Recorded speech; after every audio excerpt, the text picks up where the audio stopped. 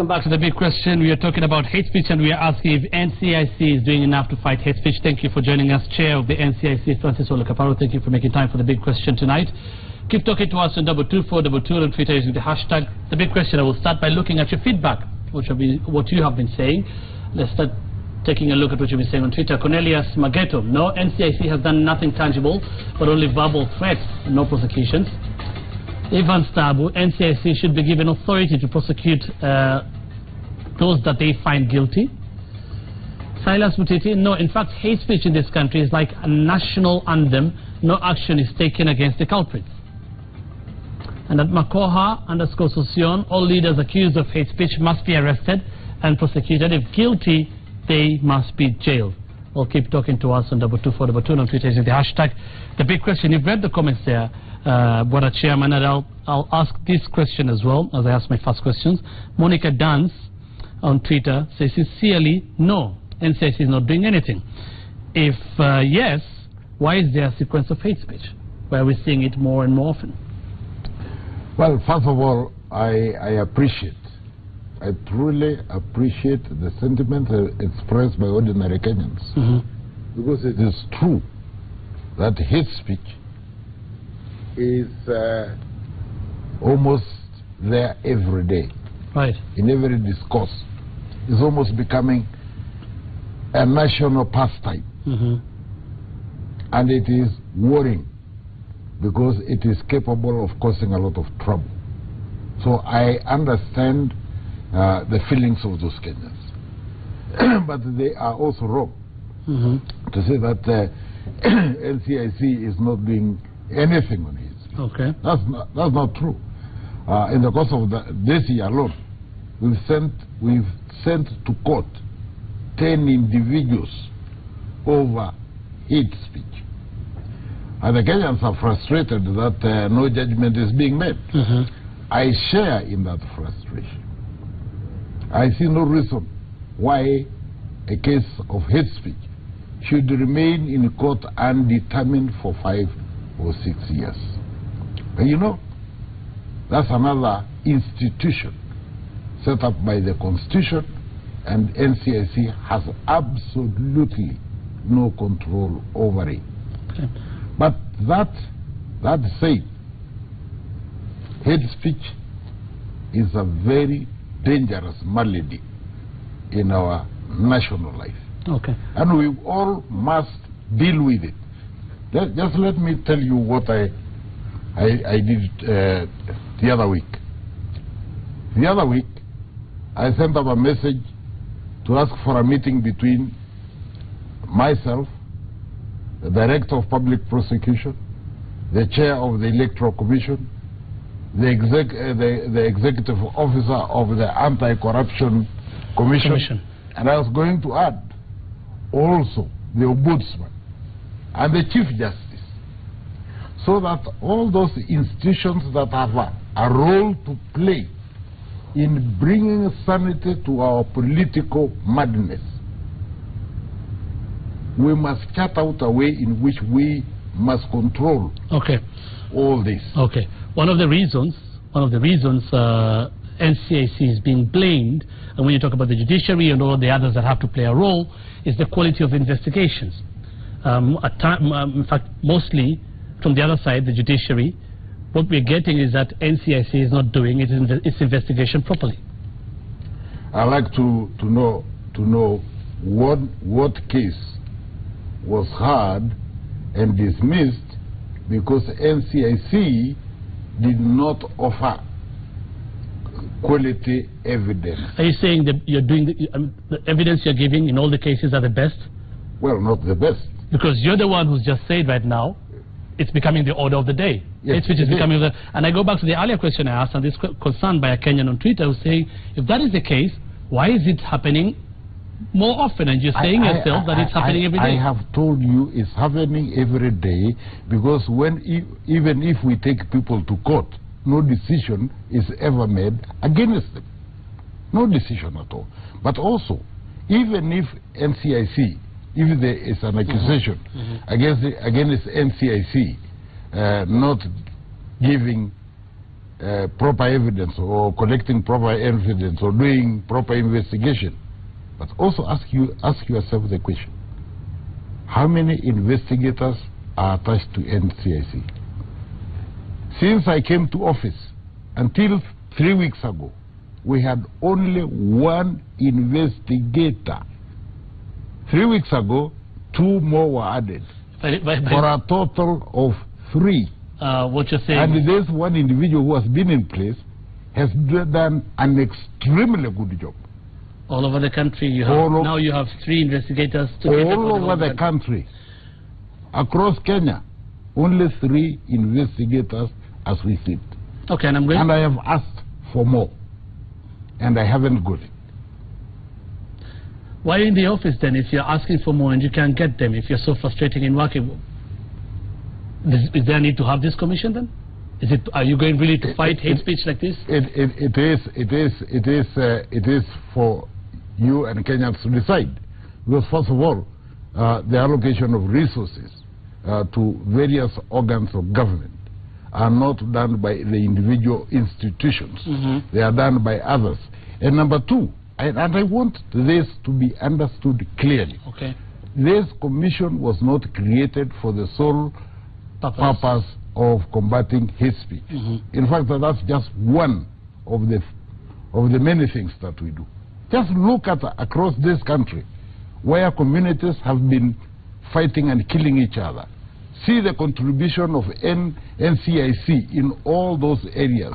Talk of Mandera, talk of Moyale, talk of Isiolo, talk of Samburu, Baringo, name them, Nandi, Kisumu. We've gone there and we have seen a cessation of those hostilities. Those Kenyans listen. The political class doesn't. But the political class, unless the ordinary souls we talk to out there in the country have the political power to shield themselves. From who? From you? From the law. Including you, including NCIC? Well, by the way, I can state here that no person has been brought to NCIC given a clip of a hate speaker. None of them has ever been brought to us and has not been charged. I would like to challenge any Kenyan to tell me who it is. Okay, but you're saying they're shielding themselves from the law. Yes, I mean, if you are taken at what point are you saying? Mohammed, at what point? Mohammed, what I'm saying, if you are taken to court, if I take you to court, so right? you're laying the blame entirely on the judiciary, is what you're saying? I'm saying they have a major role to play. And you know, just last week, the Chief Justice himself expressed correctly his misgivings about his speech. But he should also have included in that misgiving the inordinate delay by the courts in hearing cases that have been taken to them. Right. And you know, everybody must do what they're employed to do. Okay. One of the other reasons why the NCIC is being blamed is that how is it that all these issues, I mean, first of all, fair enough, you say it's not only hate speech should look at it, there's reconciliation and mostly they go unreported, and that's a good job from your part. But then again, if a politician talks and he has supporters, it reverses everything back. Yes. Why is it that all the time these clips, it's the media that gets these clips? Yes. Most of the time, NCIC is reacting to this. Because we are not in every political meeting you are. But the media also has a problem. And I'll tell you the following. A lot of cases can't go to court because you, in the media, who have filmed the meeting and recorded the speech, when we ask you to come and record a statement and be a witness, you say, I cannot do this because it's against my professional ethics. Okay. Now, you can't have your cake and eat it. Okay, I can't speak for and, them. And I really want to plead to the media. Okay. Please, if you are a witness to the commission of a crime, you have a civic duty to give evidence against the lawbreaker. Right. I can't speak for the media, though. But then, this is the media doing their job. isn't this supposed to be NCIC's job? Why can't this be done by the NCIC? What is it, resources, or what is going on? It's both. You know, we, as an organization, over time, trained over 400 policemen in the recording of hate speeches. We also provided to almost every police division across the country with recording devices, together with the officers that were trained. Over time, those officers we trained have been transferred elsewhere without notice being given to NCIC. In fact, as we sit now, the exercise we are undertaking is to find out where these gadgets are in the first place. Where they are? Yes. Whether the policemen who are transferred from the various divisions went away with that gadget, or where that gadget is. And second exercise that we have to do is to retrain more policemen and assign them those gadgets with instructions to police stations that the gadgets belongs to the station. But then again, you're not sure, but you're not sure. If I can, you know, it's fair to let me say to what I have to say. Finish. With instructions that if you have to interfere, the officer, transfer the officer that has been trained, please let us know so that we can train for you a replacement. It's not a big deal. And we would love this, we would love to have a good cooperation in that regard. All right. Is that the best way to do this? You're talking about 400 trained officers. They have been transferred. You want to train others.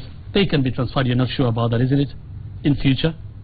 I mean, what is the best way to do this? Well, you know, first of all, let's also admit facts. There's nobody who can be employed in one station for life. So there must be a transfer at some stage. And you know, it can be done in an orderly manner. If you are going to transfer this officer, then get a replacement, have that officer trained. There is really nothing wrong with having many people trained in that crime detection and prevention. If we can train 10,000 policemen, all the better. It's good for the country. Right. We would love to do that. Right. And we'll do that. Right.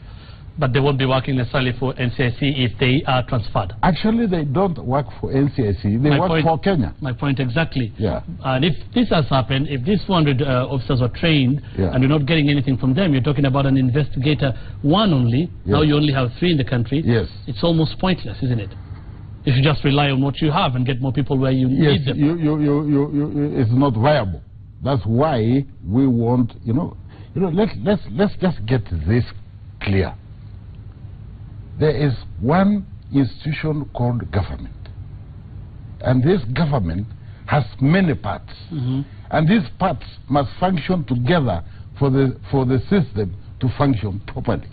So we don't have to have 10,000 policemen attached to NCIC, but we can have 10,000 policemen cooperating with NCIC across the country, and this is what we would like to see happen. And we are having that discussion.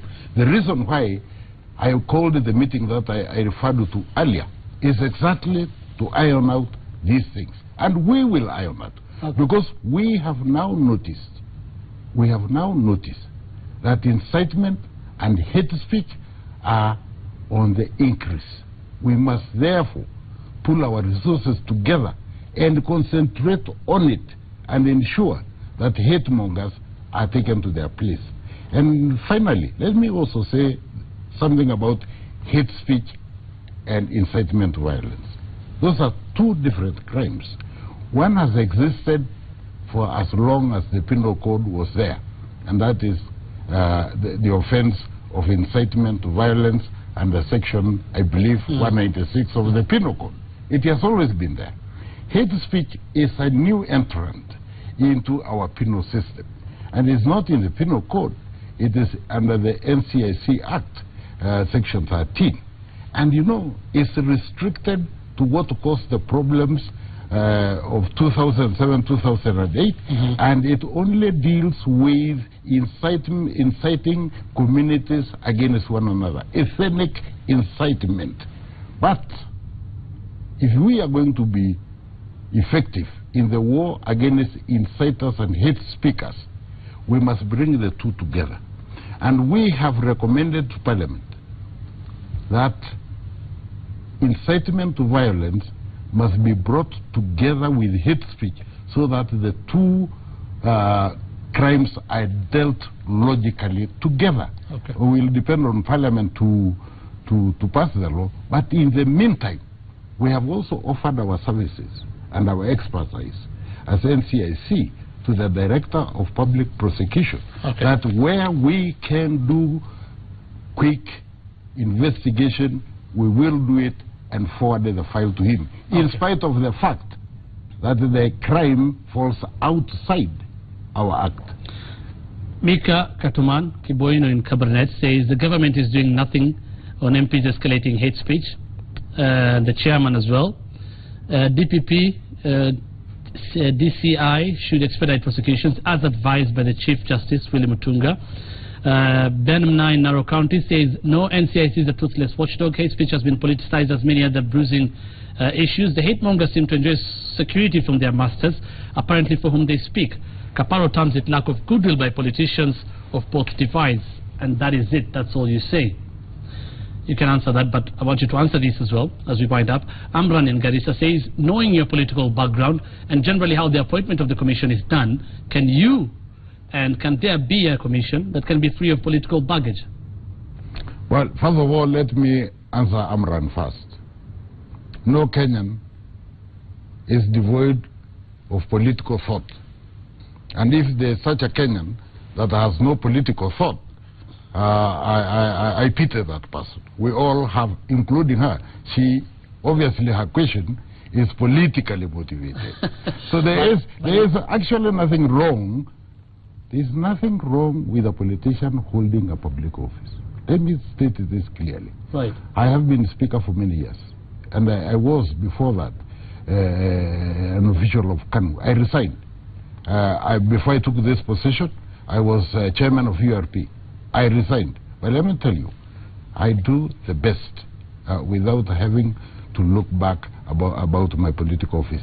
At my age, I'm not dying for appointment. I'm doing this as a national duty. And I really relish reconciling communities. I don't relish imprisoning people. But if they must be imprisoned, so be it. But you see, we must look at hate mongers with a cold eye. And we will begin to do that. And you know, Kenyans are very strange individuals. It is okay to arrest a hate monger so long as that hate monger does not belong to your tribe or your political party. That's okay if it is not from my tribe or my political party. But listen to me, and listen to me good. As far as I'm concerned, I'll go for all hate mongers without caring their political parties. And we will do it with all the power we can master. And we'll begin now. Okay, sadly we are out of time. All you say, time will tell at the end of the day. Exactly. Thank you so much for making time for the big question. Chair of the National Cohesion Integration Commission, Francis Ole Kaparo. Keep talking to us on 22422 on Twitter using the hashtag The Big Question. We're back after this short break. Thank you.